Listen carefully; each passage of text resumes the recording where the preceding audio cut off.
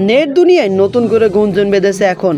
Net দুনিয়ায় তুমুল আলোচনা শুরু করে দিয়েছে মেগাস্টার শাকিব খান এবং অপু বিশ্বাসকে ঘিরে। নতুন করে নেট দুনিয়ায় গুঞ্জন এসেছে মেগাস্টার শাকিব খান এবং অপু বিশ্বাস নাকি দ্বিতীয়বার বিবাহ করবেন। তবে এই ইস্যুটা নিয়ে নেট দুনিয়া এখন তুমুল আলোচনা।